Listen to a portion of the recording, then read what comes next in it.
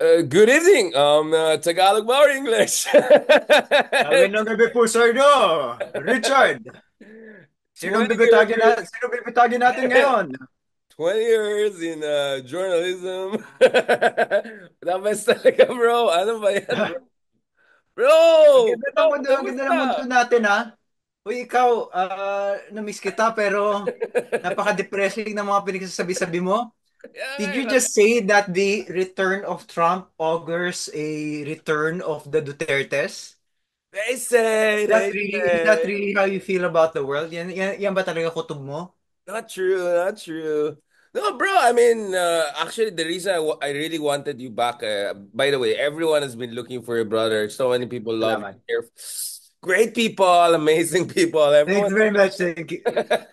Everyone is looking for you. Uh, Millions and millions. Millions and millions. No, seryoso, bro. Wala na.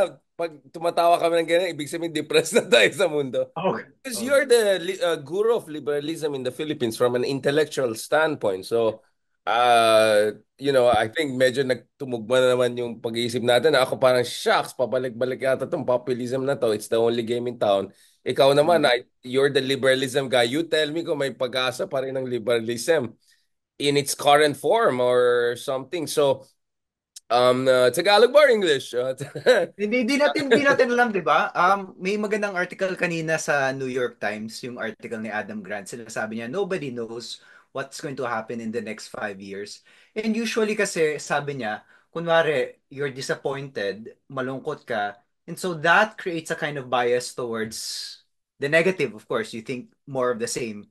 And then, kung masaya ka, that creates more of a bias. You think everything's going to be hunky-dory in the future.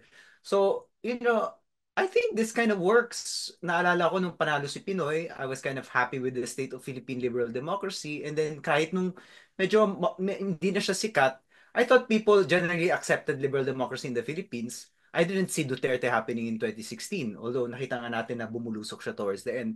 Ganun din, nung 2016, akala natin na moderate Republicans yung mananalo on the Republican side, pero bumulusok din si Trump. So hindi natin makikita.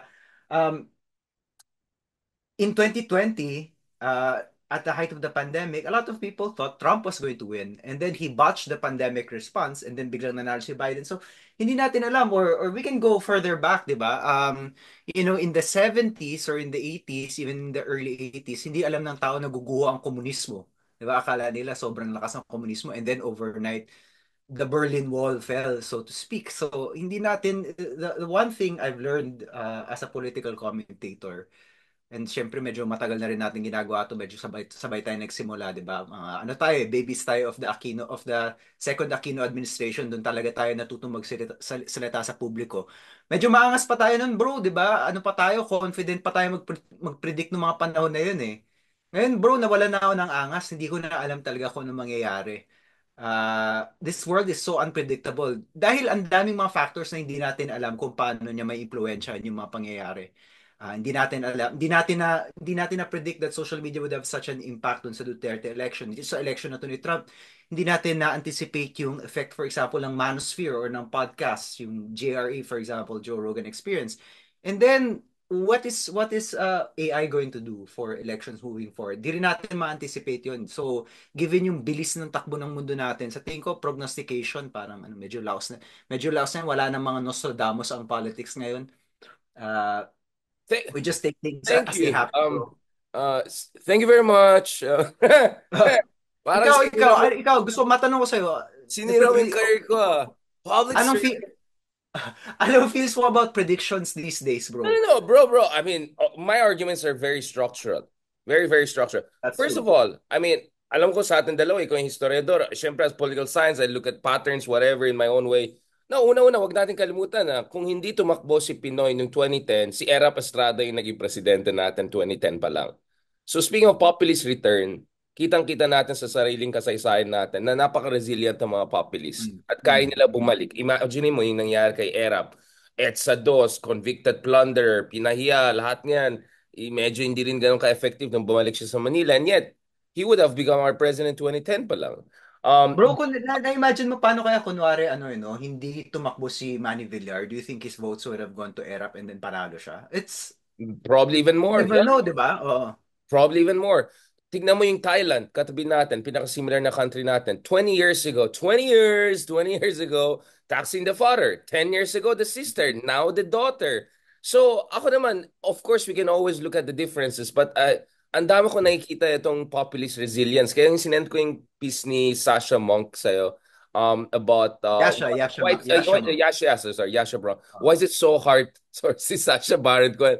I still have the movie disclaimer in my mind. It's a wonderful movie with Kate Blanchett. But anyway, going back to this, also like Berlusconi, ilan beses siya bumalik hanggang sobrang matanda na siya. So the Melonis and the Salvinis came up. So ang akin lang, hindi ko naman sinasabi na exactly itong mangyari. Ang sinasabi ko is the structural conditions are there. And one of the structural conditions obviously is yung information ecosystem natin ngayon, Yeah. which favors something that you and I kind of run against. Imagine mo, aminin natin, the reason na nagdedebate tayo all those days is dahil idol natin yung mga nasa British Parliament na napakatalino, napakagaling, etc. And then na-analyze ko si Boris Johnson and how cynical he is. I said, look at it. Even the best debaters in human history probably is Boris Johnson, brilliant guy. He's just so cynical. He realizes it's all about that messy hair and making jokes and all of that. So na-realize ko yung Tony Blair era of technocracy and brilliant guy and great speeches essentially ended. Obama was the last guy. Um, so that's the information ecosystem which amplifies yung mga more disruptor types, right? So Tsaka yung isa pa dyan, 'di ba yung crisis, ang daming crisis. So, so 100%. populists thrive on crisis. So, Uncertainty, right? yung Uncertainty. uncertainty, 'di ba? Uncertainty. Yung It's initial emergence ng psychological. populism, they say, it can be traced back dun sa economic collapse or dun sa dun sa crisis ng ng 2000s. And then, in a way, if you think about Trump, but also the first Trump administration and this Biden administration, biktima sila ng COVID. So, if you remember noong 2020, early in 2020, dapat mananalo si Trump ng re-election eh. People were prognosticating na mananalo siya. Eh na COVID, pumalpak yung response. Tanggal siya dahil kay Biden. Ito, Biden actually is a great president by many standards. Yung ganda ng legislative record, merong soft landing on the economic crisis, pero tinamaan siya ng supply shock crisis ng COVID, Inflation. inflation, na natenga siya ng COVID. So in a sense, there's a kind of mirroring there. And I get this from Adam Tooze.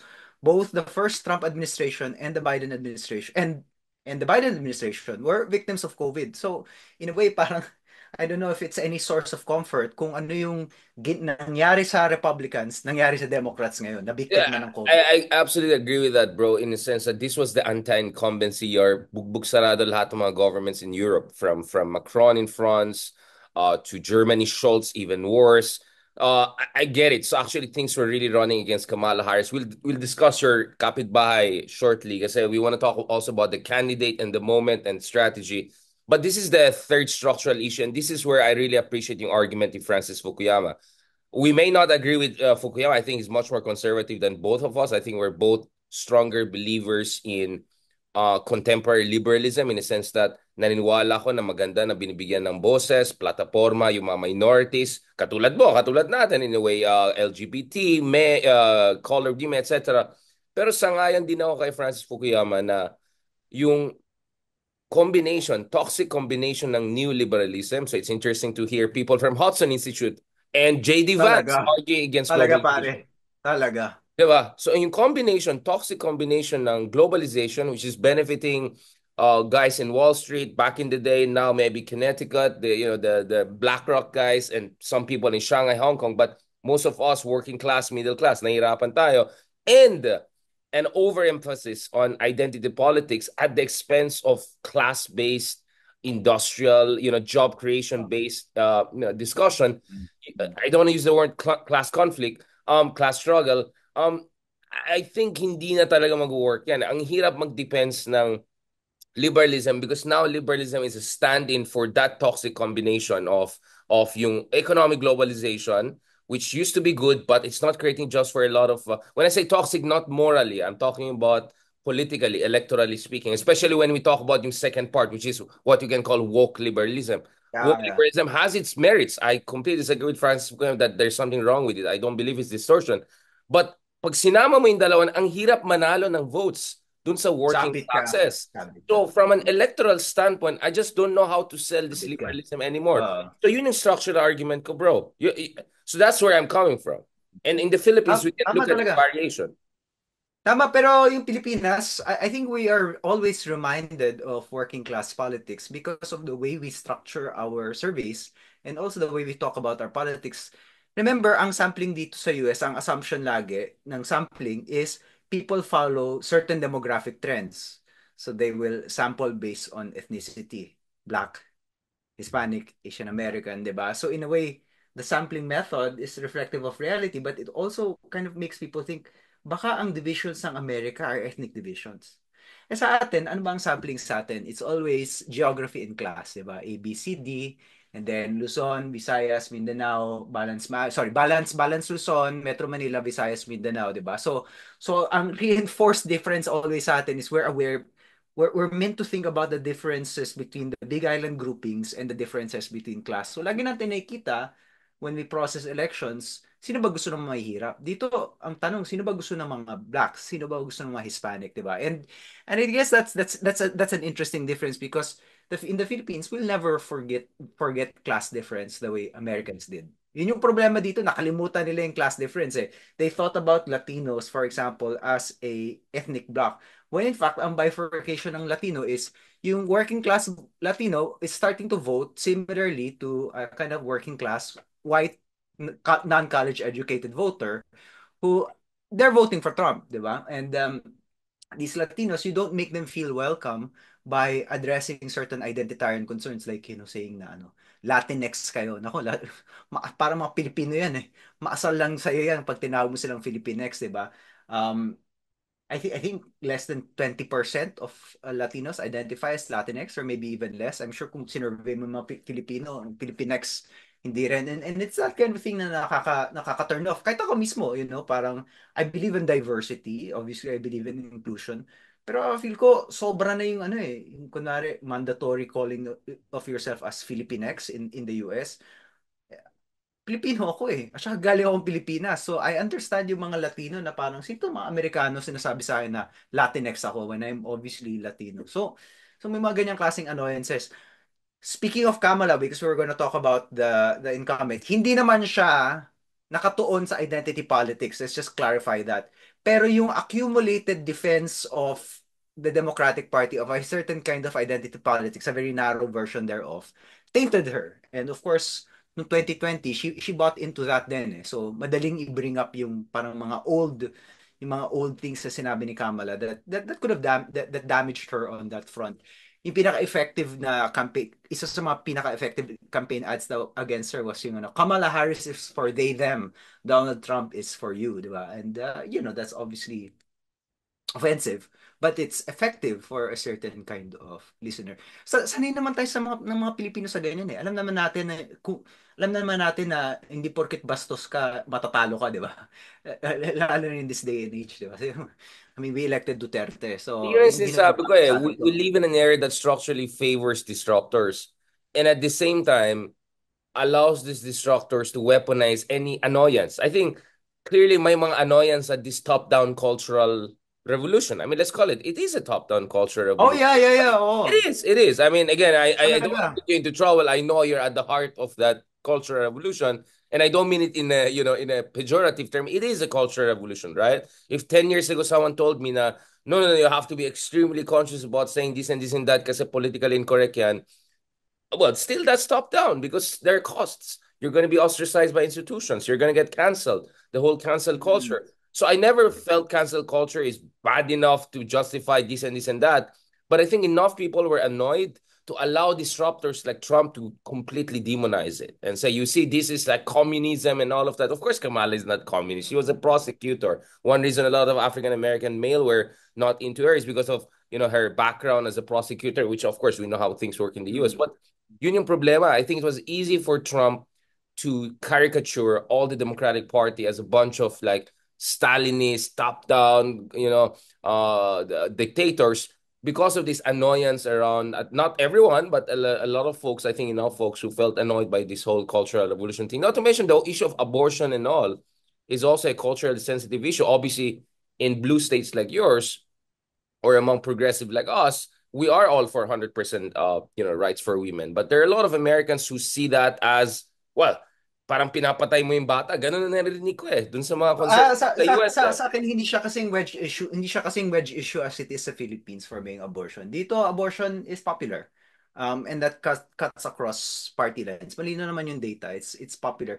I think many Republicans were anti-abortion and then nung bumagsak yung Dobbs decision and they realized, shit, yari ako. Wala na yung abortion para na Pilipinas. A lot of them backtrack. Kaya kung tignan mo naman yung electoral results, popular pa rin naman yung abortion as an issue.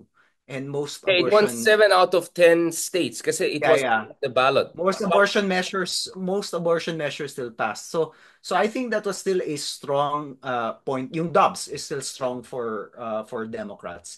Uh, but it wasn't enough to kind of counter the other factors that you mentioned. Dobbs, by the way, for our Filipino listeners, yung Dobbs, yun yung decision that reversed yung Roe Supreme Court. versus Wade, Roe which gave versus. women the right to abortion, yung Dobbs decision.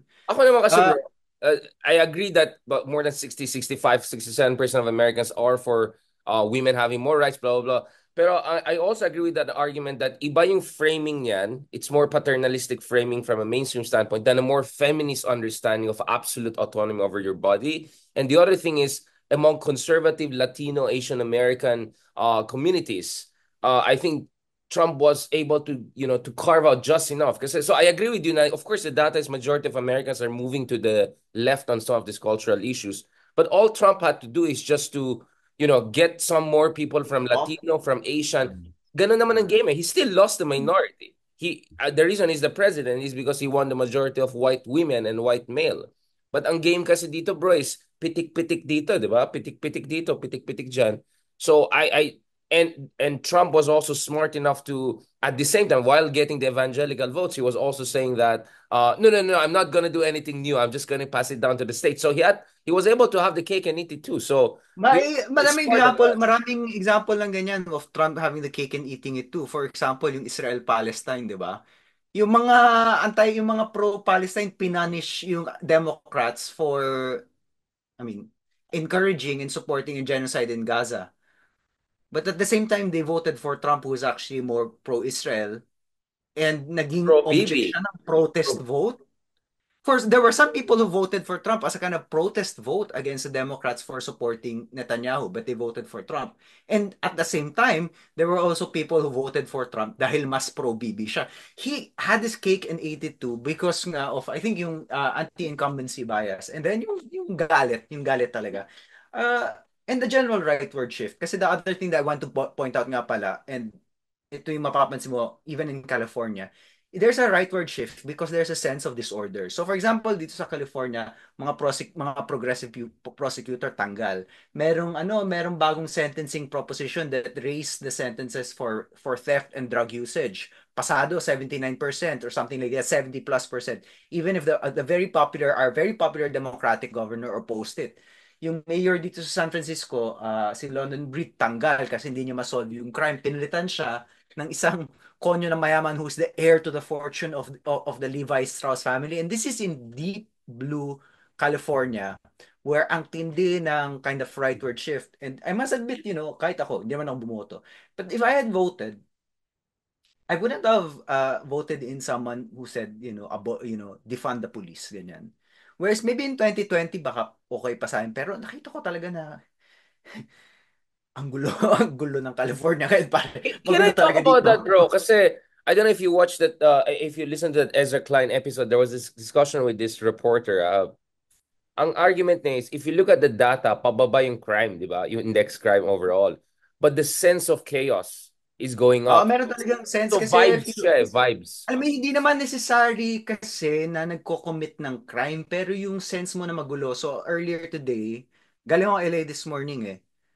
Galing akong Skid Row. Oh my God. I mean, it feels like a kind of zombie town na parang ayaw mo maglakad doon. Ayaw mo maglakad doon. And then, I was just in LA, like yesterday in LA, I went to CVS. may pumasok doon, kumuha ng galon ng tubig, just walked out. Yung mga nagbebenta, some of them Pinoy going, sir, sir, sir, are you gonna pay for that? They couldn't do anything about it. He just walks out and Oh, takes the wow. bottle of water. Normal yun dito. I was in Oakland maybe 6 months ago. Nasa auto supply shop ako, naghanap ako ng replacement auto parts. Sabi nila, ano daw, pumapasok lang daw yung mga tao, they take the auto batteries and just walk out. They just walk out. They don't give a shit. Alam nilang walang mangyayari sa kanila. May ganong klaseng sense of kind of impunity. Like actually yung sa LA, okay pa sige tubig yung kinuha kasi kailangan mo uminom nun eh. Pero yung sa Oakland, yung parang papasok lang kukuha ng car battery and then mag-walk out. May ganyang klaseng impunity na nakakainis na ewan ko, na yun nga parang I know the statistics don't bear it out pero merong feeling and I don't know where that feeling comes from. I wonder if it's similar dun sa Pilipinas yung 2016. Kasi 'di ba noong 2016 sabi hindi naman talaga gano'n kataas yung drug crime sa Pilipinas, 'di ba? Pero nung sinabi ni Duterte malaking problema naniwala yung mga tao. Kasi 'di So ba they think of the what explains tambay, that? they think of the yung mga epal here and there vibes eh. It's a vibes thing. Para siyang yung recession 'di ba? Vibe session because US economy Uh, is doing well among all major economies. My goodness, it's such a wealth. Every year I come back to US, I realize how wealthy US is. When I compare it to Europe and Japan and other places, like America is such a vibrant, dynamic society. At the same time, no one is appreciating that. Bro, I'm very happy with the state of my retirement fund. Let me just put it this way. Like the S&P 500, like if I'm just being completely selfish, walang problema ngayon. Lalo na nung nanalo si Trump, tinignan ko yung retirement account ko. By the way, you shouldn't, right, financial advice sa mga tao, you shouldn't be looking at your retirement fund. You should just keep putting money, walk away, don't look at it. Pero na-tempt ako the other day to look and wow, it's kind of nice after Trump won. Great people, amazing people. Now, bro, I want to go back to the basics, okay? And then I want to end on the Quadcom issue. The whole Duterte thing. But una-una, pwede mo i-explain para sa ating audience, ano ba talagang liberalismo? Because I think your book on the case of, liberalism in post-colonial states like the Philippines was one of the most revealing one to me, in fairness. I mean, I've read a lot of stuff, but yours was really it hit home. Kaya nga after that, sabi ko, I'm a Leloy fan. After reading that book, Salamat, salamat, I'm brother. officially a Leloy fan right now, right? Before that, parang Oo, I believe sa isa't isa. But after reading software, no, he's good. He's really good. Please, Guro, salamat. what is liberalism? Salamat. As you know, no, the feeling is obviously mutual. The most cosmopolitan yet simultaneously balahura podcaster in Philippine politics that you'll ever find, my brother Richard A. Darian. So ang definition ko ng liberalism, dalawa. Kasi yung una, liberalism is a defense of freedoms. Right? Pero, and that's what liberty is, it's freedom. Pero it's not an untrammeled defense of freedoms. So I would qualify yung saying defense of freedom by saying that we are not just defending liberty, we are defending ordered liberty. And by ordered liberty, liberals usually mean that you can use the apparatuses of state power to engender liberty. Yun yung ibig sabihin ng ordered liberty. And then, of course, ngayon marami mga more expansive definition of liberalism, but I think I like that. So my definition of liberalism therefore doesn't preclude other things that we like for example market intervention to create more social and economic justice. Pasok yun sa liberalismo ko because within that kind of liberalism naniniwala naman tayo sa positive freedoms or freedom not just from but freedom to. So and then the state in ordering liberty can ensure people's freedom to do stuff. And babalik ako sa and I think as cheesy as repetitive as this may sound, what will marami ko nang beses nasabi ito sa podcast na to, pero ulitin ko lang, what will save liberalism is really economic justice. Because if the same liberals are the liberals na nagpapakain sa'yo, nagbibigay sa'yo ng healthcare, pwede mo silang suportahan. Pero kung yung mga liberal ay hindi yung mga taong nagbibigay ng edukasyon sa'yo, mismanage the government, nagkakanda gulo-gulo lahat, you will not just doubt the liberals, you will doubt the rights-based order that the liberals represent. Yun yung nangyari sa Pilipinas after kay Pinoy, yun yung nangyayari dito sa US ngayon. Ikaw, how do we ensure liberal survival? Or what can we do? No, well, first of all, bro, thank you so much for that. Yung ordered liberty, that was one of the favorite part in the book. So like it perfectly captures my understanding of liberalism. But the way the pithy way you put it was amazing. Ang For me kasi parati bro, binabalikan ko rin yung kasaysayan. Tsaka yung mga sinusulat mo, tsaka yung isang interview mo rin sa New York Times. What went wrong with liberalism in the Philippines? Kasi pwede natin sabihin si Rizal ay isang liberal, di ba? A radical Yeah. liberal. Because Oo. liberalism was radical in 19th century Spanish colony, Oo. right? I Oo. mean, people forget Yeah. that. Yun nga, yun yung talaga yung problema eh. Sasabihin nila parang ano, nauso nung 1970 saying na ano na actually hindi radical si Rizal or radical si Rizal. Si Flore Kibuyan said actually radical si Rizal kasi hindi siya liberal, which is kind of weird because what was radicalism in the 19th century? Well, radicalism, a lot of it was liberalism because what were the major what is radical? Revolutionary. What were the revolutions of the 18th century? There or at 18th century, early 19th century, American Revolution, French Revolution, Haitian Revolution, Italian Mexican Revolution, yeah, Revolution, Italian War of Independence, the same, all. oh, Mexican Revolution, Philippine Revolution, all liberal revolutions. So, paano mong sasabihin hindi radical ang liberalismo ng panahon na yon when all of the national liberation movements were actually liberal? So obviously it was radical. And so Rizal was a kind of radical. I mean, if he wasn't a radical, bakit siya ipapapatay ng ganon? Or isi-scapegoat ng ganon? I think there was something threatening about what he said. And I think liberalism, yung demand natin for freedom, is threatening to people in power. And ito lang yung sasabihin ko, lahat, sabi nga ni Ninoy Aquino, wala namang dictatorship that lasts forever. No suppression of freedom lasts forever. Lahat ng mga yan, yung Tagalog sinasabi natin may tanning. Ang tanong lang, gano'ng katagal yung tanning? Ang tanong lang, Richard, uh, buhay pa ba tayo pag gumuho na itong Mm. mga sistemang to? Yun ang tanong. Pero guguho yan. Hindi lang natin alam kung Yeah, kailan, di ba? wala naman akong masasabi dyan. Just to be clear, hindi ko naman sinasabi na forever na ito lahat ng mga nangyari ngayon. Ang Oo. sinasabi ko lang is, we need to do our assignment. Kasi kung hindi natin gagawin yan, kaya ang paborito kong mga kausap pagdating sa politika ay hindi mga French. I mean, in theory, mga French ang pinakamalapit sa akin in terms of, like the bon vivant, vivacious intellectualism. But actually, mga Aleman. Because ang mga Ah, ganun Aleman, ba? yeah, they're always the ones that keep my foot on the ground. Kasi when I'm with the French, I'm always like going into like this romantic phase of political thinking. But the Germans always told me something very, very interesting. Sabi nila, the liberal conception is that politics is a pendulum. What we experience in Germany is that once in a while, someone will come and put a nail and the pendulum doesn't swing back anymore. Mm, mm, So be mm. careful of that guy. Make sure that guy doesn't come. Make sure that nail doesn't come in. So completely agree ako sa'yo na pag tinignan mo kasaysayan, may swings talaga yan eh. May ups and downs yan. Pero minsan din, dalawang concern ko. The nail and then the secular trend. So yung structural Mm, conditions kung saan nagiging mas mahirap na yung technocratic, liberal, kung mm, ano-anong yung inisip natin na mahalaga sa mundo natin. mm. So yun yung mga, those are things that keep me honest, Ah, on ground. But I am mm. absolutely agree with you that of course emotions get in, frustration get in. Going back to the Philippines, ako naman kasi, tragedy natin na we had the greatest revolutionary thinkers in the 19th century, but we had the worst people to continue that legacy. Oh my.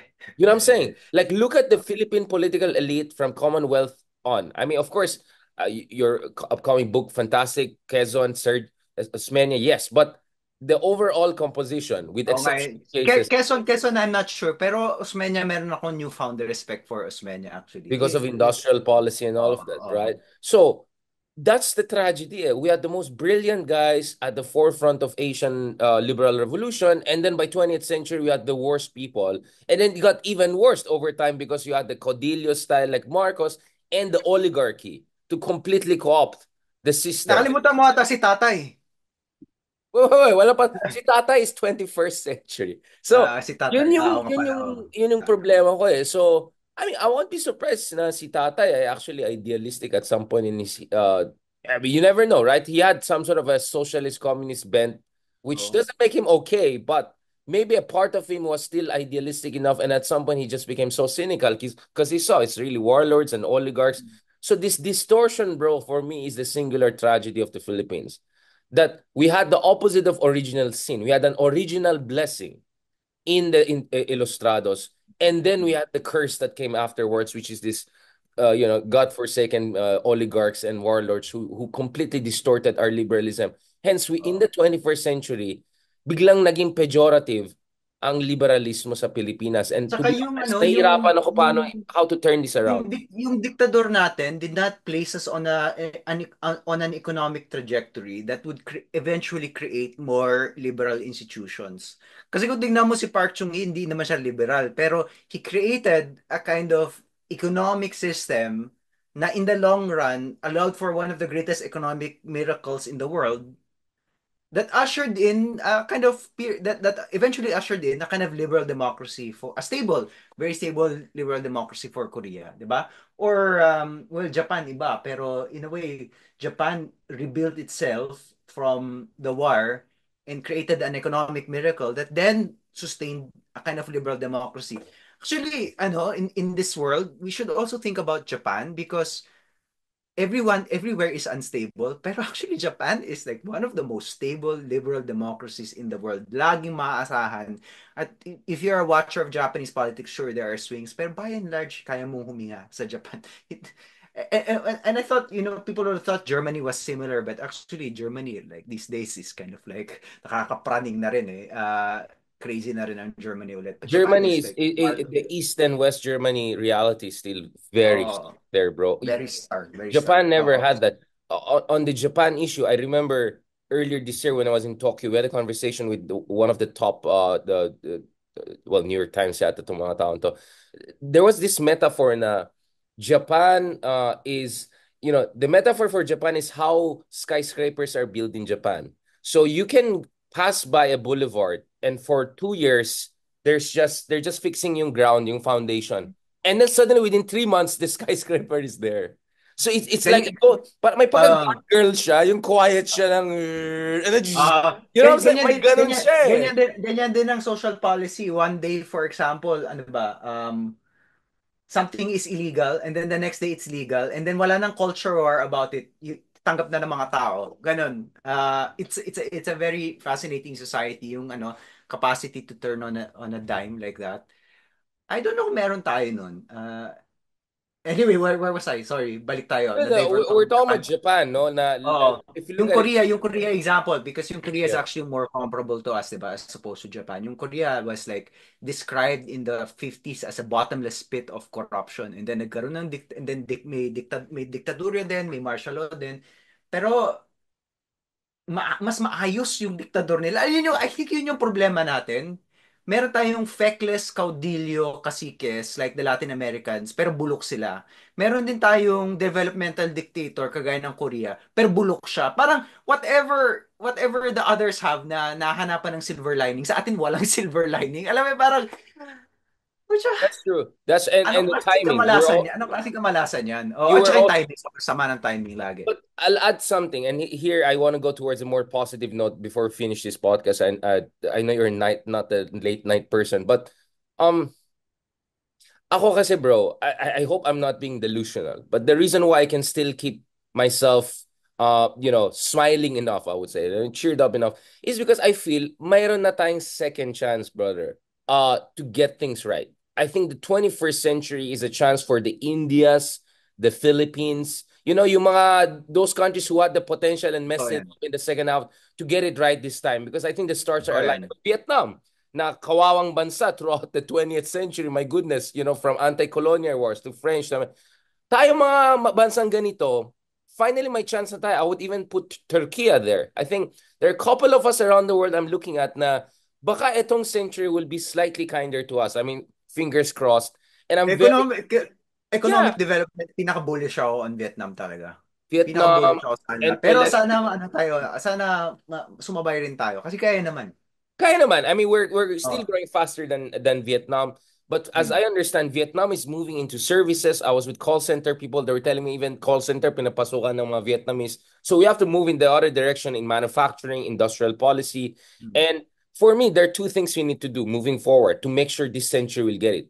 Yes, Trump will be there and US will be protectionist forever. Yes. But we have to leverage yung ating geopolitical position and tell to America this. We got the second largest reserves of nickel on Earth.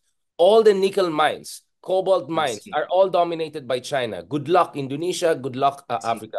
You want to make sure your EV battery production, your supply chains are not China dominated or China free. Come to the Philippines. We have the second largest reserves and we can expand production. So we can leverage that. We are just next to Taiwan. I'm from Baguio. We have been proudly producing Texas Instruments for the past 67 years. We can do more packaging and design and semiconductor production. So we position ourselves as a trusted partner in a kind of a China-free supply chain. That's how Mm. you bilaterally talk to US.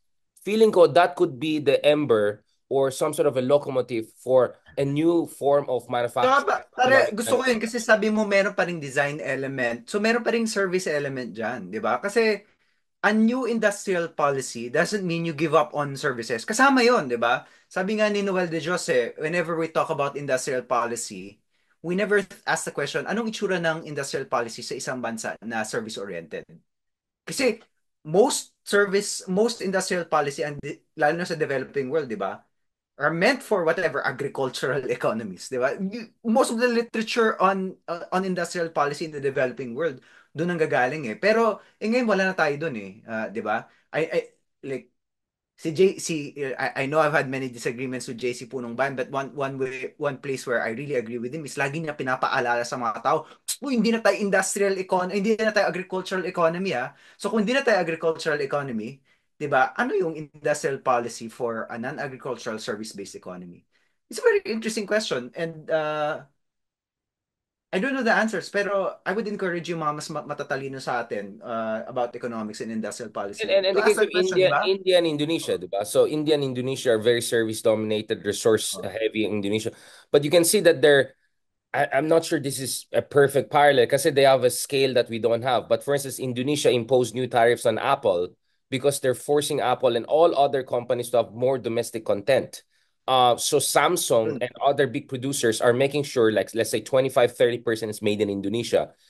India Mm. is already like a site of production of what, 60-70% of all Samsung phones, 15-10-15% of Ayok. Apple in the coming years. So feeling ko dapat papunta na rin tayo dyan. Kung saan sasabihin natin, ang laki. Bro, you have seen it. We have a middle class in the Oo. Philippines. This is something inconceivable 10-15 years. Ang idea natin is either mga konyo or masa and then few idiots like you and I in the middle, right? Now, ang laki ng middle class ng Philippines eh.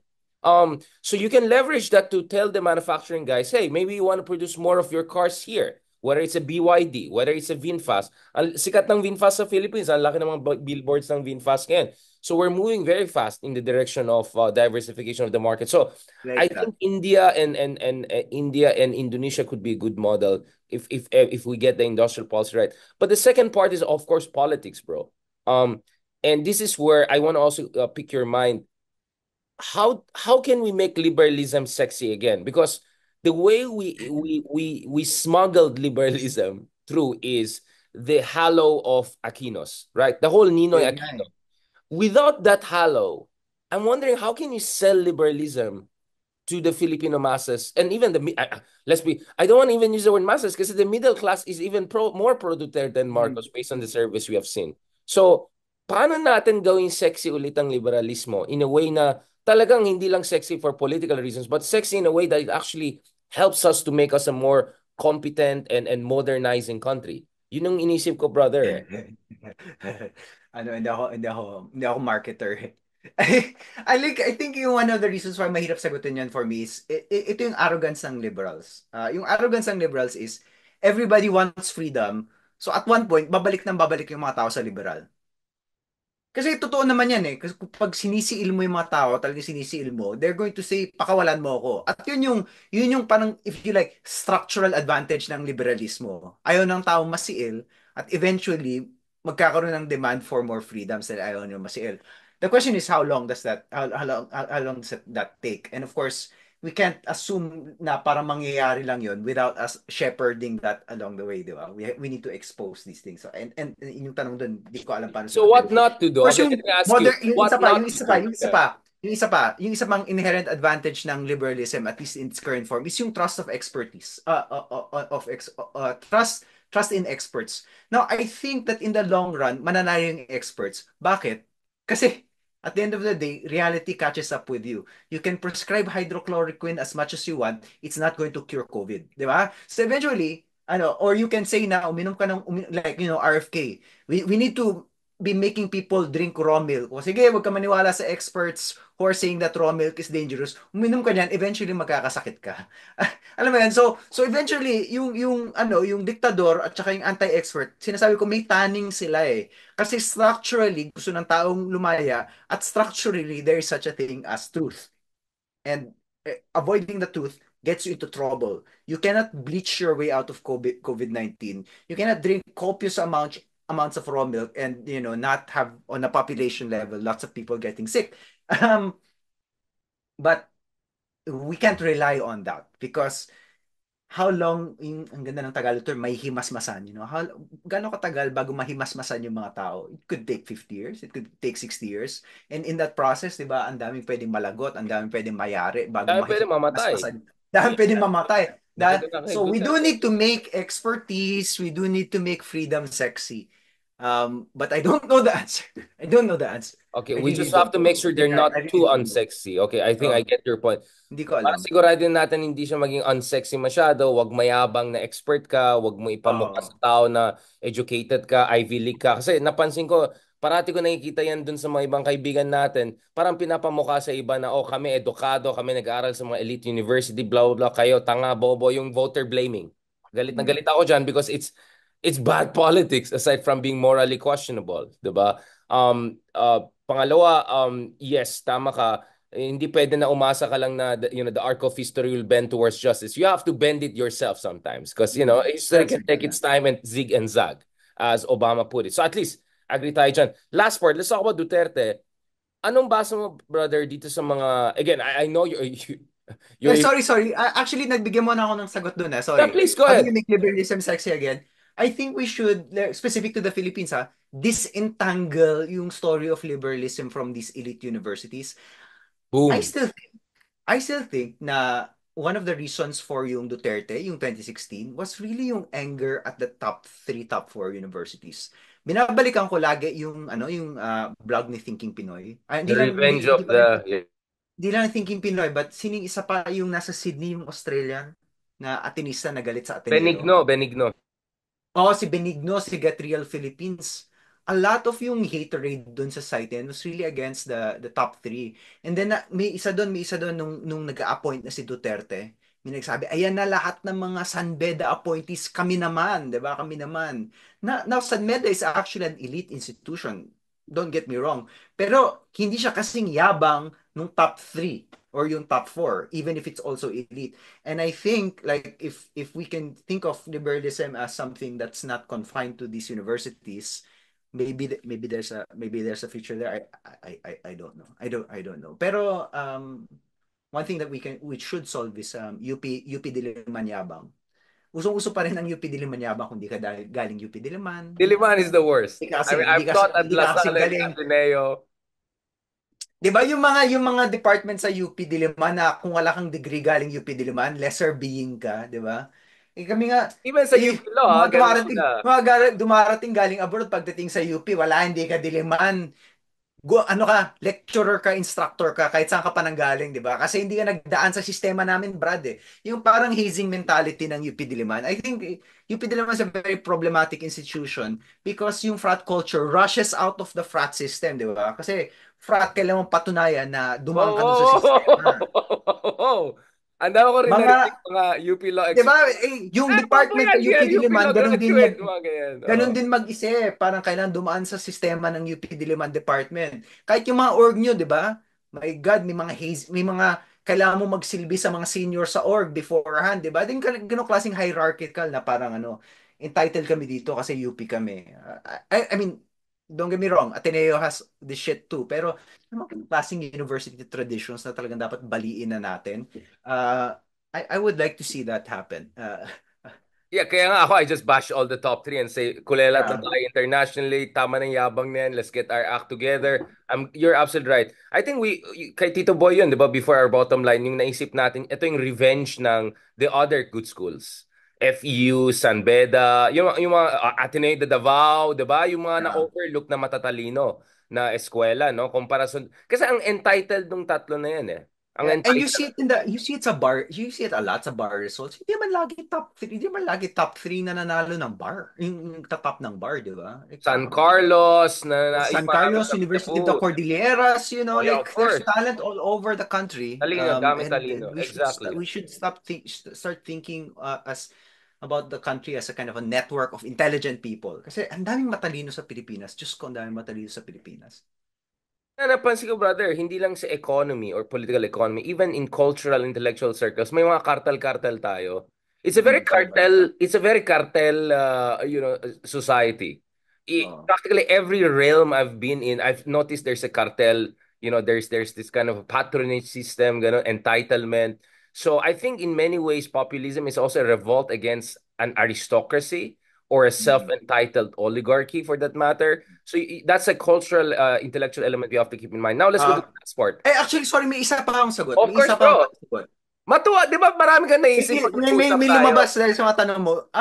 I was reflecting on bakit effective si Joe Rogan. A lot of people think effective si Joe Rogan dahil sa politics niya. Actually, hindi. Effective si Joe Rogan sa right because he offers self-improvement.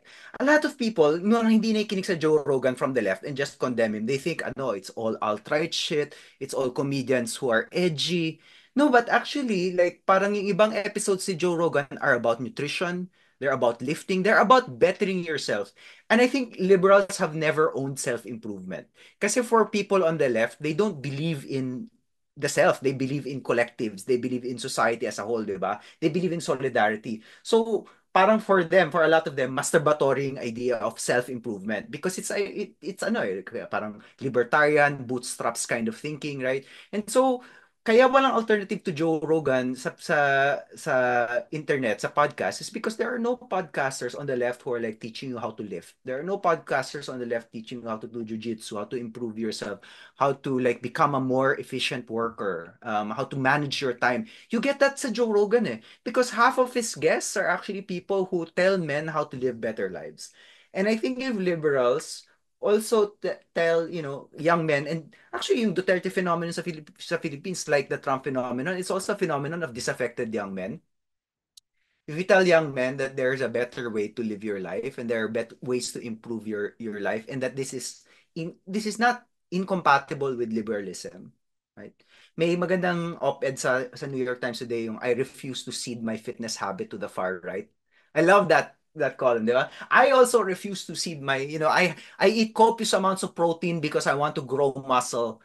And that's not toxic masculinity. That's not right wing. I refuse to cede that to the right. Pwede akong magpalaki ng katawan and still be a left-wing liberal. I think that's one way to make it cool. Self-improvement. Self-improvement. I absolutely agree with you. I mean, I've been thinking about this kasi the other month meron kaming Spotify podcasters event, yung mga top podcasters nagsama. Tapos kasama ko yung mga comedians, sila Victor Anastasio, mga ganun. All of them are getting into that world eh. Meron pa bang toxic masculinity? Parang I think Victor had a episode did very well here in the Philippines was a true masculinity is never toxic. That parang oxymoron yung toxic masculinity. Kung talagang Mm. macho ka, hindi ka insecure na magyabang, magbanter. Yung mga loser lang yung ganyan. Yung totoong macho na lalaki. So, I'm glad na ganito na yung nagiging conversation eh. Parang, and I don't know, Lele, obviously you're at the heart of, woke culture and all of that. But, yes, Silliman University too, may mga nagko-comment. Of course, Ah. I'm just saying, in Baguio, we have great universities. So, you see, it resonates, bro. Yung mga sinasabi natin dito, yung mga kupal ng top 3 na yan, kupal natin sa Katipunan and all. No, going back to this. Oh, Katipunan Mafia, my Yeah, God. meron tayo ng kupal talaga tayo. But going Grabe. Actually, may sinabi ka sa akin, I think mga 10 years ago Sabi, you told me something like, the problem with this country is that people think intellectual developments only happen on a small strip of Katipunan Avenue, in a small strip of absolutely. Katipunan Yeah, yeah, Avenue. yeah. 10 years ago, sinabi mo yon, and it's still very true. I was inspired by some line in some French philosophy, something like that. Yung one street person. Parang it was a joke about a cafe in Paris that everyone thinks all the brains of France is there. So I thought like, oh nga no, we think that Katipunan, that thin strip is where everything is invested. Thank you for reminding me of that. Oh, Now going back to this, bro. Yeah, we need to do something about it. Kaya sobrang thankful ako, bro, sa'yo. At dami rin natuwa at nagalit sa'yo doon sa ginawa natin kay Ben Tulfo and all. Yung, yung long walks natin in Berkeley. I hope we can continue that kasi maraming nagsasabi sa akin na kung babae ka ngayon or LGBT ngayon, this is a good time dahil empowered ka, dahil marami kang platform. A lot of scholarships, a lot of fellowships, meron ng may favorability kung you come from minority background. Practically apply to anything now. There's a question, are you from a minority background, pronouns, whatever. So where does that leave young men? And that's my concern. What can we say how can we also create a sense of empowerment for younger men so that they're not attracted to this alt-right nonsense who think in zero-sum terms? Kasi in theory, hindi dapat yung more rights for minorities mean less rights for men, right? Oo Unless you nga eh. Yung zero sum. Tama exactly. zero So how sum. can you make it as the Chinese put it win-win, right? Yun yung ano eh, that's how I'm thinking kaya nga, very important how you define masculinity in a way that it's a win-win situation. Na ang tunay na macho na lalaki is also happy to see his girl being empowered. Is happy to Mm. see na yung anak niya na LGBT is empowered. You know what I'm saying? Yun yung kulang sa atin eh. Yung I mean in terms of discourse among us quote unquote traditional intellectuals. And I think that's where we're losing the cultural war. There's so much there. The reason I know a lot about that world is because pag gamer ka, 'di ba, bro? You get into the gamer and basketball world in the Philippines. Nag-gamer ka ba? Not Nag-gaming ka? necessarily ako. I used to be gamer. Wala na akong time eh. But yung cousins ko are gamers. And they're also basketball people. So when I hang out with them, stuff come out in conversation and all. Like, oh nga, no, ganun talaga yung thinking. Na sobrang layo dun sa mga diskurso natin. 'Di ba? So, doon ko nakikita na hindi rin tayo ganun ka nagkakalayo sa mga Amerikano for all the differences we Oo have. nga, no? Oo nga, no? Tsaka, Tignan mo bro, yung mga asar sa mga gamers ganun. tsaka meron ba tayong statistics about yung number of men na nakakapasa ng college ngayon? Kasi one of the reasons why disempowered yung mga lalaki sa US is Education because of gap, hindi nagkakaroon talaga ng education gap. And there are biological reasons for that, di ba? Yung parang late yung brain puberty ng formation ng lalaki, women is ganyan. 1 year ahead. Yeah. Mas mabilis, ganyan. So, na-disadvantage siya. May statistics ba tayo sa Pilipinas? Hindi ko alam eh. That's a good question. Showing But I won't be statistics there. surprised na from my own experience, parati mga babae mga best in class. There's always one or two idiot men who are like genius level na hindi nag-aaral, nagwa-Warcraft lang sa umaga tapos nagtatop ng calculus. May mga ganun. But yeah, Actually, anecdotally, no, I'm trying to remember nga sino mga best students ko. Ano ba? Puro babae nga. Puro babae. di ba? Oo, Puro mga babae babae. usually what Oo. you can say. Let's not say more kasi mapapahamak na tayo. We have to think that through. But Pero totoo naman, like parang just top of my mind, 'di ba? Yung no, that's mga best important. ko, mga tipo mga Trisha Robredo types, mga ganyan, mga talagang high-powered female students Go at get least. it. Yeah, yeah. Go get Go it. for Oo. G. Go for G. Oo. Yun nga eh. I need to look at that. I hope there are people who are doing. I'm sure there's sociologists and education experts who are doing that. So kaya na actually we know more about US, yung numbers of education gap, ganun. Kasi there are a couple of stuff I've been checking in the US, but you're right. We have to do that in the Philippines. Last point, bro. Duterte. How do you see all of these hearings, Quadcom, etc.? Obviously, si Risa lang yung matino dun sa Senado, the whole factotum hearings. But the Quadcom, the lower house is I think is they're pinning down pretty well the Dutertes and exposing them.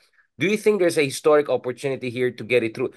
Effectively, when I warn against Dutertes in 2028, it's a way of saying you have to finish the job by 2025 Oo and nga eh. 2026. I mean, that's essentially what I'm saying. So, bakit di pa na-impeach? Yun lang yung tanong ko. And nakikinig ako sa inyo, di ba? Every time nag-RRM kayo, lagi mo tatanong si Ronald, parang, ito na ba yung time na impeach? Is it too late? Ganyan. So, ba't di nila ginagawa? Ba't di nila tuluyan? At akala ko ba, speaking of Sunny Trillanes, di ba ang goal ni Sunny Trillanes is gusto niya at least tuluyan na itong mga Duterte para matapos na talaga to. In a way, like parang Trump is actually very good way to think about a comeback. Kasi si Trump naman after January the 16th or January the 6th, Firstly, sorry. yeah. Pwede Talaga namang tapos tuluyan na. yun eh.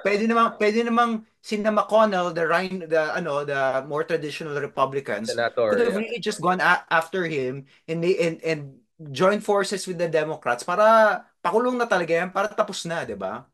pwede naman nangyari yan ng Republican Party si Trump. Well, Biden would have been harder because he would have been accused of partisanship. Pero yung mga people who secretly didn't like him, mga people like Mitch McConnell, or even, somebody like Marco Rubio, pwede naman lang tuluyan yan eh. Ba't Yun nga nila yung ginawa? sinasabi ko, bro. When you strike at these people, at the populists, you have to finish the job. Kaya I will always, otherwise Oo. they'll come back like a zombie with a vengeance. And that's exactly Oo what nga happened eh. here. Maging mukhang victim pa sila.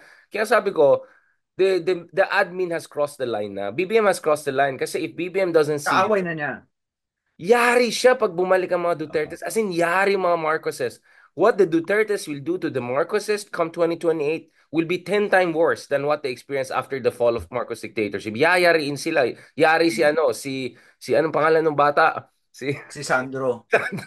Like, Si I'm telling Sandro. you, bro, they have Lahat ng crossed mga the kaso, line na. lahat ng mga kaso ungkat ulit yung PCGG, buhay ulit. Dami nilang kaso, brother. Yari Oh. sila. And then, guess who? Harry Roque will be the man of human rights and anti-dictatorship. I can see already everything that's gonna happen. Kaya, Never again, never again. Sabi si Sarah nga mismo nagsabi na, di ba? Never again, gumano na. so you So, see. Yeah. so yeah, I mean if Trump is proof like it's proof na pwedeng bumalik to mga to.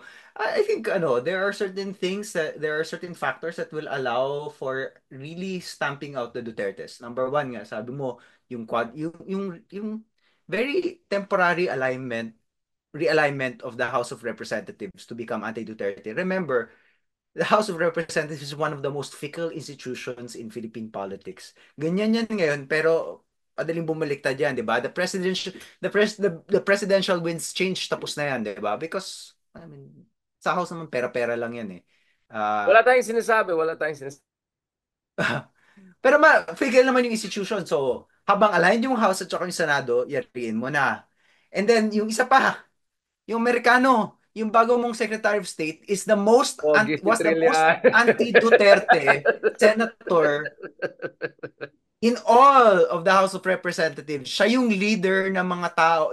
He wrote an article saying that the United States should care about the Philippines and should care about the fact na may diktador sa Pilipinas in Duterte. I 'Di ba? know. Si Marco Rubio. Yeah, Na yung mga Marco. BTS, tatanga-tanga kayo, celebrate ng Trump victory. Hindi nyo didn't realize na yung main agent ng foreign policy ng US is the most anti-Duterte senator and the best friend of Sonny Trillanes. Not true, not true. Fake news. Fake news. Eh, Bro, ano na mga bro, BTS, ano sobrang tawa na? ko nung Masaya pa rin nag-message. kayo? Sobrang natawa ko nung minessage mo ko. Wow, pogi ni Trillanes. Kaya interview natin si Sunny ng Friday. Kamusta ang beshi natin dyan? Just to Ano, masaya siya. keep in mind, bro, no, pinapatay ni Digong yata si Trillanes noon, di ba? Like he had to go exile and all. And Marco Rubio passed a resolution in support of Senator De Lima. Ganon Yes, ka-engaged yes, yes. siya. This Very guy early is legit. Very early si Senator Rubio, as early as 2016. Bukas ang pinto niyan sa oposisyon ng Pilipinas. I mean, he's not MAGA. He's actually not MAGA. It's a very interesting development. I don't know kung concession lang yan, and I don't know how much leeway Trump is going to give incoming Secretary Rubio, but man, it's good for Marcos kung gusto niya talaga mag-anti-Duterte because babas-basan niya ng State Department, Yeah. di ba? Anti-China siya. So he's a China hawk, which is bad news for this. Natatawa talaga ako dun sa Duterte and DDS narrative na Trump will rescue Duterte. Tatay Kasi Digong. She's like, what idiotic thinking is that? You think may pake Ano si na? Trump? May pake si Trump sa mga losers in like some third world country? No, he will work with whoever is in power and cut a deal. And Marcos says, you tell me, brother, Marcos has have a deep tie with Trump. They have the same, si Manford. Di ba? Si Marcos Ah, Sr., yes, let's yes. make the Philippines great again, literally, yung kanyang Manford campaign. Yung first campaign manager ni Trump, si Paul Manafort, was effectively the campaign manager of Marcos Apple Sr. in 586. So, at saka syempre yung daming pictures si Imelda kasama Hindi. si Studio Donald, di ba? 4 days. And bro, Hmm. so anong building ulit yung sa kanila daw, yung Trump building sa Wall Street na kila Marcos daw? Di ba sila Carranza meron sila? Oh, didn't you know that? That Ba yung that 66, that yung 666, yeah, allegedly, yeah, di yung ba? There's at least Kushner one. ata, Kushner building Yeah, ata. I'm yeah, not yeah. sure about that. there's at least one building na Trump na binili ng mga Marcoses back in the day. Again, allegedly kasi alam mo naman, mahirap na. So, like anong i-offer ni Digong? So I just ganon ka desperate ang mga DDS ngayon na they're just inventing stories just to give hope to their base kasi yari sila ngayon with anti-China hawks in power, brother. So you're absolutely right. Pogi si Pero Trillanes. yun nga, dapat talaga tuluyan na tama ka because parang sa Pilipinas naman, kung may base ka, lagi kang may comeback. Eh, ang base ng Marcos Mindanao, napakalinaw. Kahit anong mangyari, di mo matinag yung base sa Mindanao, eh. Kahit 100%. pababa ng pababa dun sa iba, di ba? Pero yung Mindanao, and then to a lesser degree, yung Visayas, nahahawakan.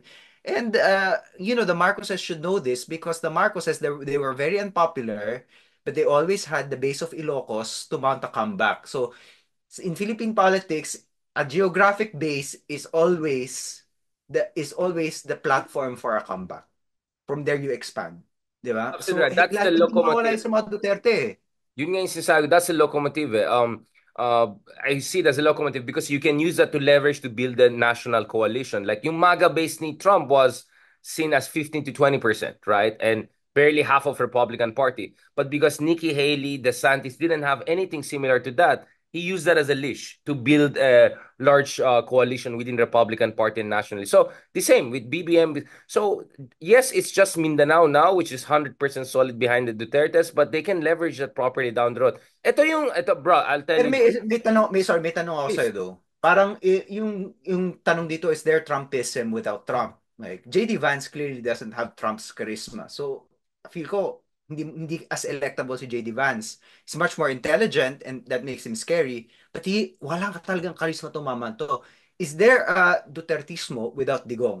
Because kung magkakaroon ng Duterte comeback, hindi na si Tatay yung babalik. Ang tanda-tanda na ni Tatay, di ba? So, is there a Dutertismo without Digong? Well, first of all, kay Trump, I think it will be an apprentice show. Rubio and JD Vance and Elon Musk, they're all gonna duke it out. Who's gonna be the ideologue? Obviously, Elon Musk cannot run for president, but that will never stop him from trying to be the shadow president, right? So in the Ang US, ang prediction ang prediction ni Kara Swisher, yung tech reporter who knows Elon intimately, yeah, is the tech Musk world. and Elon's ego are too big to be in the same room together. So, feel niya, ang prediction na magkakaroon ng Oh, divorce. mag-aaway talaga yan at some point. Although Thiel, Marcos Duterte, guguho yung uniting na yon. and speaking of that, that's happening even in Hungary under Viktor Oo. Orban. So yung Fidesz is now falling apart because nagkaroon ng unit team fragmentation din. Nung wasak na yung opposition, sila-sila na ng away ngayon. So that's the story of humanity, right? Kaya walang So anyway, illuminati. sorry, back to my question. Kaya ba ni Duterte, Sara, does Sara have the charisma to be able to take on the mantle of Dutertismo and become the next Digong? as I always said, okay, so this is my case why Sara can still come back. No, why Duterte's can come back because I don't think Digong can run again in 2028. Um, First of all, we have seen with the case of BBM that even a poor copy of the original can come back Then with the vengeance. charisma. Yeah. I mean, compare BBM with his father, it's not even close. Tama. So even though I've argued that Sara is a poor copy of an originally problematic thing, she's still polling at 50-60%. And she's more or less tied with Rafi Tulfo in some surveys to be the next president. So it would be foolish to dismiss her ability. And then, she, with a little bit retouch, she can also be quite showbiz good looking, si Sara. So yung appeal niya, you cannot underestimate that, brother. Pangalawa, my fear is ang mangyari dito ganito. So this is a scenario where Duterte can come back. So this congressman and all will juice this quadcom until election day. Kasi mukhang natutuwa sila masyado sa nakukuha nilang attention. Brother, never in history did this congressman get so much airtime for free. So ang concern ko dito is masyadong mahimas, hindi na mangyari yung katay. Himas ng himas, himas ng himas, di ba? Bago mo katay, ang fear ko is magkakaroon dito ng or my concern is magkakaroon dito ng overhimas but they don't see it through. And then election comes in and then it gets out of control. So honestly, I'm still wondering, does BBM have a bongo to get Oo this nga, no. together? There are a couple of Hindi, bongos I have bro, in mind.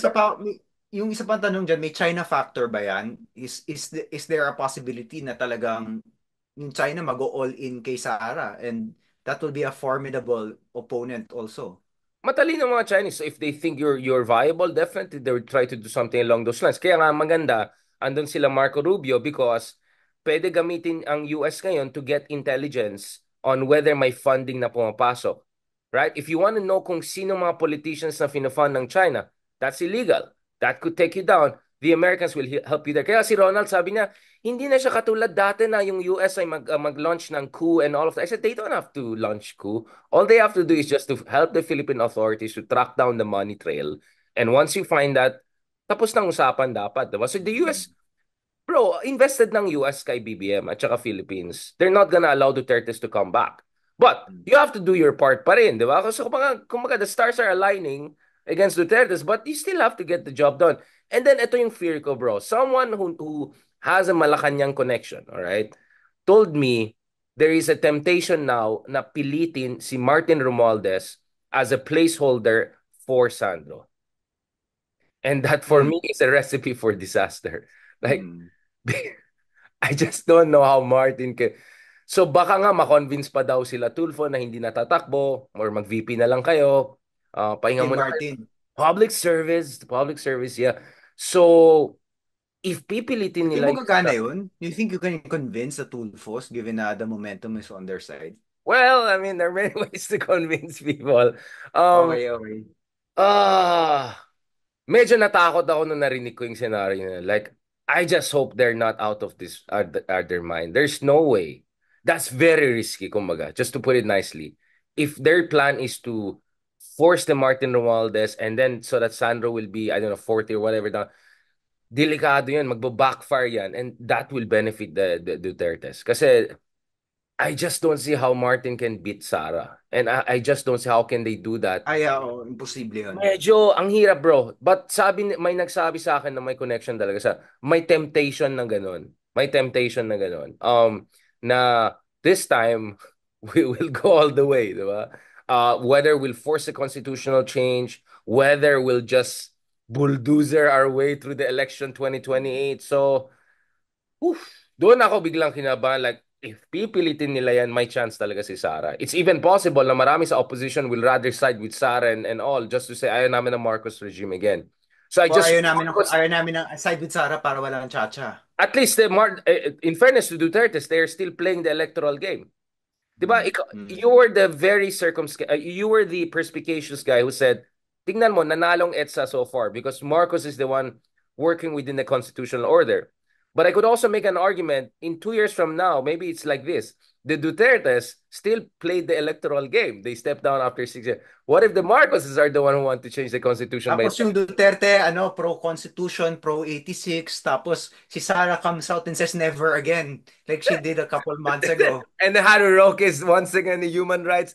Bro, It's the, this is Philippines. In 2 years, that's very possible. mm, That's what I'm saying. Di ko sinasabi mangyayari ito. Ang sinasabi ko, isa ito sa mga major yung scenarios that are scenario. being Oh. seriously discussed. So, Mm. kaya sinasabi ko ito openly because yung iba, they have to do what they have to do. Kung ikaw ay si Tulfo na ikinig ka sa akin ngayon, ikaw Lenny, ikaw Risa, whatever, ikaw si Sarah, whatever, draw your lessons from this eh. So, kaya bro, medyo edgy ako ngayon eh. Medyo edgy ako kasi when I heard that I understand, scenario, sabi naiintindihan ko nila, na background actually mo. you're right na kasi hindi ko nasabi yan very openly, but I just felt I have to say it na now. Kasi many people are saying, wait, si Richard, bakit sobrang panic na naman siya na babalik mga Dutertes, baka he's being emotional. My point is actually there's a backdrop to this. I've been hearing about this Yeah. plan for 3 or 4 months already. Nung excited na tayo na eto na, yari na mga may nagsabi, be careful what you wish for. Alam mo Saka yung Philippines country. nakakapanik naman talaga, di ba? Because I think we are in agreement na parang he's really probably the worst president of all time. Yes, maganda yung economic policy niya, pero Duterte? Oh yeah. he's probably the worst Philippine president of all time, despite, and I'm saying this despite the fact that I respect his economic policy. So, bilib na ako sa economic policy niya. And yet, I am still willing to say, worst president of all time. Dahil yung velocity ng pagpatay, at saka yung pagbenta ng kaluluwa, hindi lang ng teritoryo natin, kundi yung kaluluwa natin sa China. I mean, it's like you have the Duterte's back again, and meron talagang may sakit yung pamilyang yan eh. There's a darkness in that family that I Dysfunctional don't know where family. it It's a comes from. dysfunctional There's a family. very, very dark family. You can see it. You can see it now with Sarah. Yung darkness does not end with Digong, di ba? Papatay din yan eh. Hindi na talaga tayo pwede bumalik doon. My God.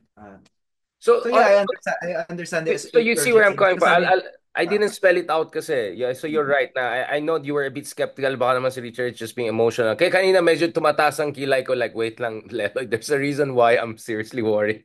It's not just di because kasi ayoko rin matakot eh. Kasi ano, you have oh to understand. no, I'm just being brutally honest. Nakatira ako sa US, sobrang lungkot ko this week. Dahil Sorry, medyo bro. suck punch yung Sorry, bro. nangyari. Sorry. Tapos, I comforted myself in thinking, baka naman mas maayos yung sa bansa ko talaga. Pero grabe naman, kung bumalik sa mga Duterte, ano na yun, parang Ano naman ang uh, pa-depress ng tao. nakaka-depress. Nakaka-depress. I'm just saying, if you're Tulfo listening to me now, if you're Lenny listening to Marisa, do your part. Do your part. Kasi papunta pa tayo sa most interesting plot twist. Last point, bro. I still think Lenny has it in her. So I'm suddenly reversing my position in the sense that feeling ko malakas talaga ang dating ni Lenny eh. I won't be surprised if Lenny can be presidentiable again in 2026, 2027. Especially if she does very well in Naga. And then maybe Risa can be the VP here. Um, I can see that scenario. I can see that scenario. If, of course, again, this is scenario, meaning certain things happen. Assuming na tinapos yung mga Duterte, of course. Yes. Hmm. Itinapos or essentially below threshold of Uh, reactivation na sila, if I can put it that way. Now, they'll be around, like a Davao-based dynasty, but no longer a national force. That's doable. I mean, Dapat yung gawin sa kanila yung ginawa, like close yung ginawa ni Pinoy kay Binay. Talagang yeah, something like that. Yeah. more than that, actually even more than that, kung anong durog ginawa ni Pinoy kay, dapat yung gagawin sa kanila yung ginawa nila kay Dilima, ganyan. Ganong klaseng durog No, talaga, kung may durog. ginawa talagang mali si Sarah na graft or corruption, whatever, actually, even if she doesn't get impeached, because she doesn't have full immunity, hindi siya president, VP siya, she can be disqualified from office. Prosecute. Oh, Yeah, tsaka she can still prosecute. be disqualified. So, you can imagine a scenario whereby Duterte's are still a force in Davao, but no longer a national force, di ba? But going back to this, bro, I'm not feeling ko may laban pa rin si Lenny eh. To be honest. That's good to hear. That's good to hear. I think so, brother. I think so. And I'm saying this as someone who have been really saying Riza na. And I of course still 100% believe in Riza. I think you rather have an embarrassment of riches whereby both Riza and Lenny are competitive by Mm, 2026, I see 27. what you mean. Yeah, yeah, But I'm yeah. saying Lenny is a force to reckon with. I mean, grabe yung past 3 months. Everyone is going to her.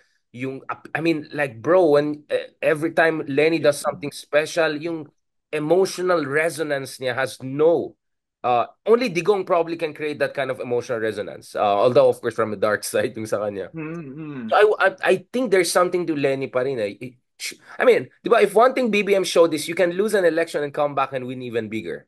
Hindi na yung That's true. tadhana Oo na naman. once lang. So in theory, I'm open to the idea of Lenny running again 2028. Again, of course, Ma'am Lenny made it clear, wala akong balak. Ang focus ko ang Naga, but she also said, much will also depend on public clamor. So if by 2026, 27, she's doing fantastic in Naga and all of that, who knows, brother? So all my warnings about possible return of Duterte is because I know others could put the pieces together. But if they don't put the pieces together and think the pendulum is swinging back, laos na mga Duterte, my goodness, mayari tayo dyan. Maging Democrat Yeah. kayo dyan. Yeah, it's interesting because sinasabi ng mga tao that Filipinos have short memories, 'di ba? And I'm starting to think it's not about short or long memories. It's about mabilis magbago ang winds of politics, ang ihip ng tadhana dahil mabilis ang media natin ngayon. So, people change their minds really quickly dahil ang bilis ng mga nangyayari sa news at ng sa media. And yeah, the ultimate proof of that, I guess, is natalo si Bongbong ng VP tapos naging majority president. I mean, people are saying Right? na landslide itong Trump. Yung kay BBM, yun ang totoong landslide. That was a real landslide, electoral landslide. So yeah, I mean, Yeah, Riza lost twice. She won third. Pia mm, Wurtzbach lost twice. Then Miss Universe. So I think we're entering an interesting era whereby hindi na siya one walang of walang big guy. completely Yeah, nalalaos. yeah. Hindi I na think natin Lenny pwedeng can sabihin come na back. nalalaos mga tao. Absolutely, brother. Walang nalalaos. Hindi lang mga populist. bati yung mga kabila. I think pink movement can come back with some iterations and differences with Riza in the mix. So I just hope people appreciate where I'm coming from. Hindi ako partisan or yung manok ko to. You can see when I see the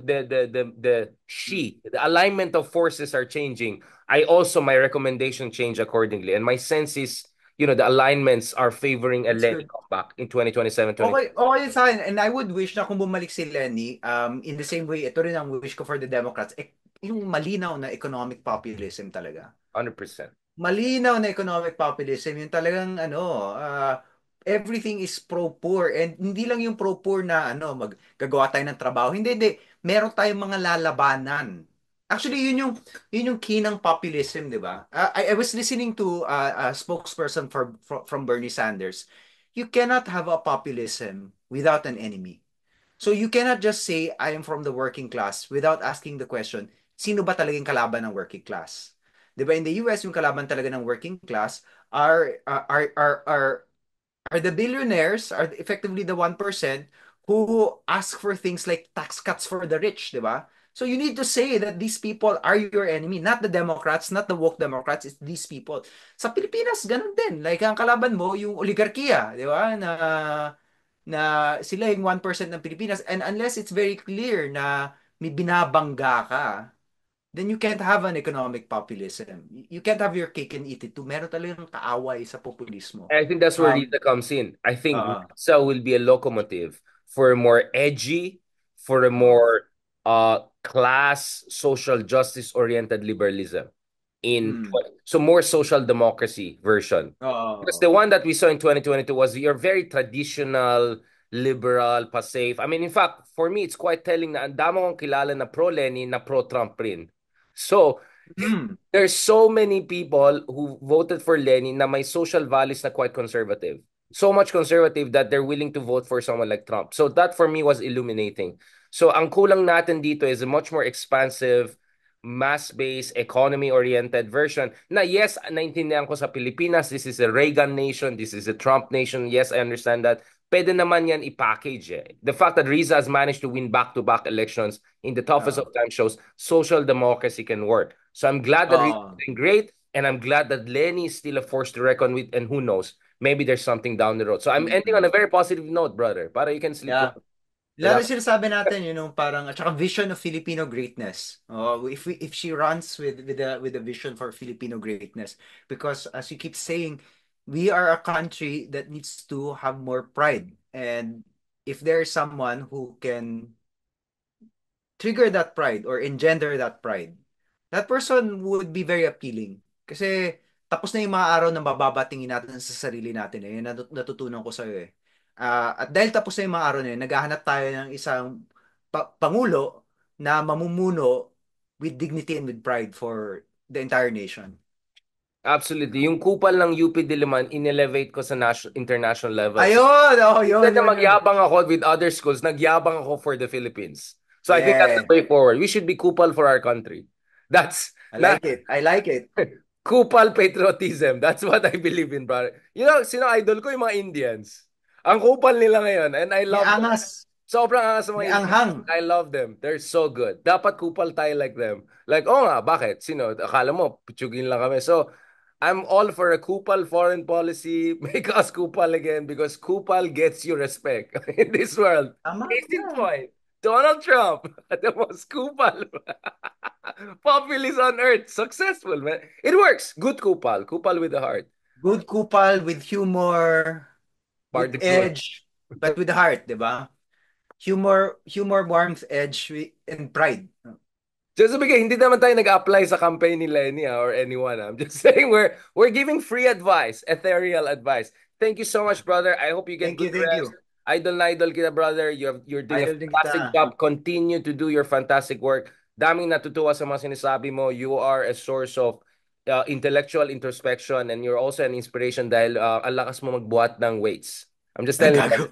He's the most macho na hindi mukhang macho guy I've seen in this world. Like, shit, no kidding. Like, where's that coming from? I was so impressed, brother. That was a great job. I hope one Thank day you, ikaw thank maging you. Andrew Tate ng kabila. I look forward Sige, sige, to kami. the Andrew Tate of the left. from Berkeley. Live from Let's Berkeley. do it. Let's do it. Let's do it. Community Yeah. service. Community service. Nice catching up with you, and I'll see you in a couple of weeks. Uwi ako for the holidays. Let's do that, See ya. brother. Talk to you Uh, soon. Ingat. Have talk a to you good day. soon. And Bye. send regards to your lovely wife. Oh, thank you, thank you. Twitter friends na kami Oo ngayon. nga, tinitweet ka. Alam ko. Nag-tweetan Oo, kami. oo, oo. Talk to you soon.